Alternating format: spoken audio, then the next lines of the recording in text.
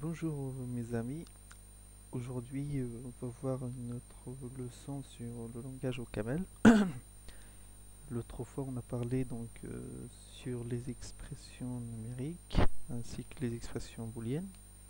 On a vu c'est comment installer au camel sur la machine quoi, sur le PC. Donc aujourd'hui on va voir trois axes en fait. On va voir les caractères, les chaînes de caractères et les instructions. C'est tout simple en fait. Les caractères, en fait, c'est un type que l'on nomme char. Il est du type char, en fait. Et en fait, c'est qu'on prend n'importe quel symbole, un symbole A, un symbole R, un symbole V, un symbole inférieur, un 1.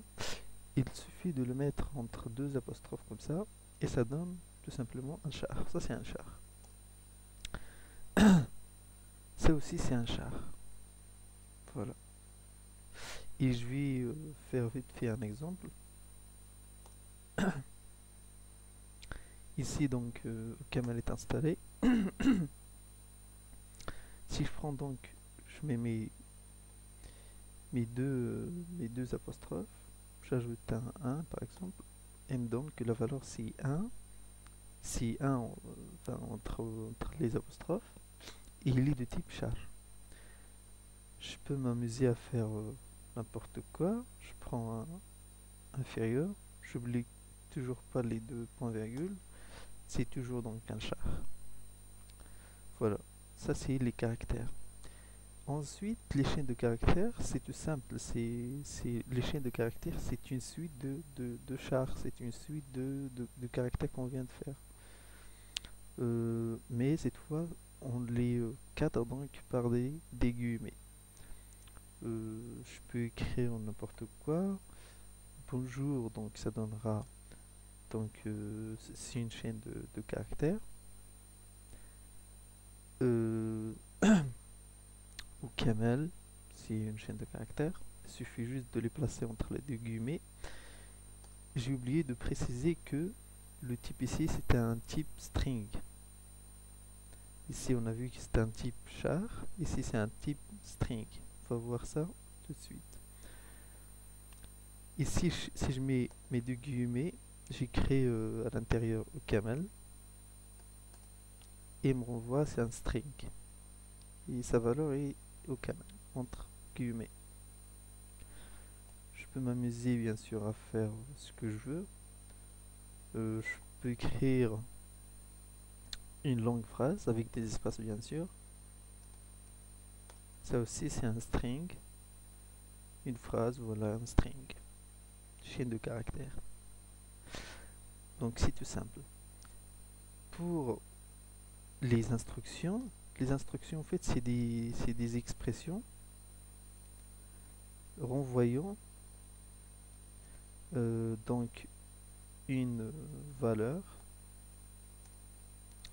Voilà, une valeur de type unit. Voilà. Et ils servent généralement soit à imprimer, soit donc à écrire une valeur. On va voir les exemples de suite. On va lui dire par exemple de nous afficher bonjour tout le monde. On va dire print string.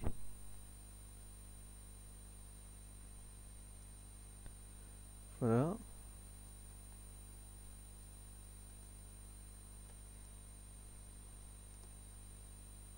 Voilà. Là, il me renvoie la phrase bonjour tout le monde avec une valeur unit. Donc, on constate que print string, c'est bien une instruction. Et je peux vous donner pour print, on écrit print x, et le x là, on remplace par un int, s'il s'agit d'un entier, ou bien par float, s'il s'agit d'un nombre à virgule, ou bien par char si c'est un caractère, ou bien par un string si c'est c'est une chaîne de caractères. Par exemple, si je veux afficher 2, je vais dire print int, puisque le 2 est un entier. Voilà. Si je veux afficher donc un caractère, je vais dire print char. Et le caractère, bien sûr, est toujours entre deux apostrophes. Voilà. Les deux là, c'est bien sûr des instructions. Donc voilà, pour aujourd'hui, ça sera tout. J'espère que vous avez appris de nouvelles choses. Et on se reverra donc les prochaines vidéos. Au revoir.